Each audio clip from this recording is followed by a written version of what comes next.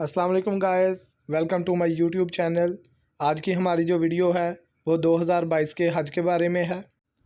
तो वीडियो पे जाने से पहले अगर आपने हमारा चैनल लाइक नहीं किया तो लाइक कर दें, सब्सक्राइब कर दें, ताकि हर नई आने वाली इन्फॉर्मेटिव वीडियो आप तक बआसानी पहुँच सके। तो टाइम ज़ाया किए बगैर हम चलते हैं आज की वीडियो की तरफ।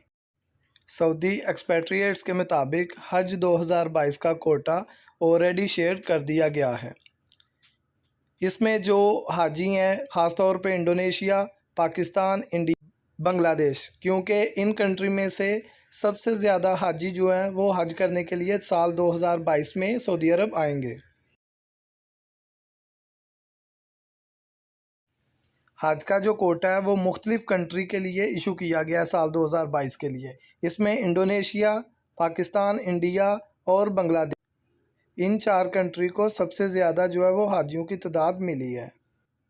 सऊदी एक्सपेट्रिएट्स के मुताबिक मिनिस्ट्री ऑफ हज एंड उम्रा ने ऐलान किया है कि इस साल 1 मिलियन लोग जो है वो उम्रा कर सकेंगे, उनको उम्रे की इजाज़त होगी। ये जो नंबर हैं ये इंटरनेशनल और डोमेस्टिक दोनों को मिला के 1 मिलियन लोग इस साल उम्रा करेंगे।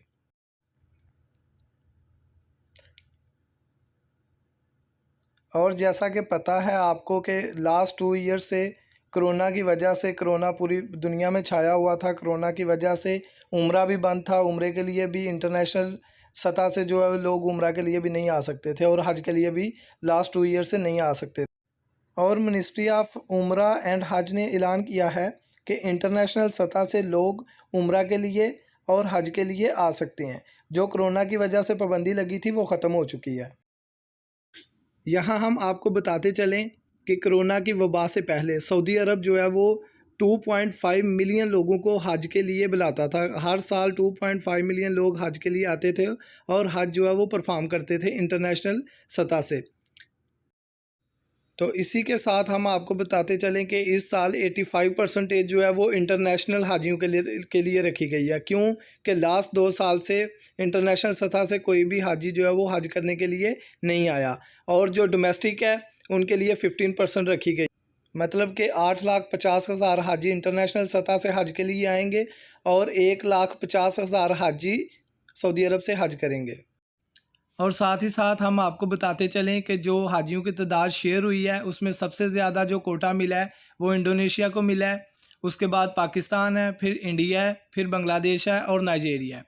और जो सबसे लास्ट कंट्री है जिसको सबसे कम कोटा मिला है वो अफ्रीका की एक कंट्री है अंगोला, उसको सिर्फ़ और सिर्फ 23 हाजियों की तादाद मिली है। तो चलो चलते हैं, हम आपको बताते हैं कि इन कंट्रीज़ को हाजियों की तादाद कितनी मिली है। अच्छा, तो जो टॉप पे कंट्री है वो इंडोनेशिया है।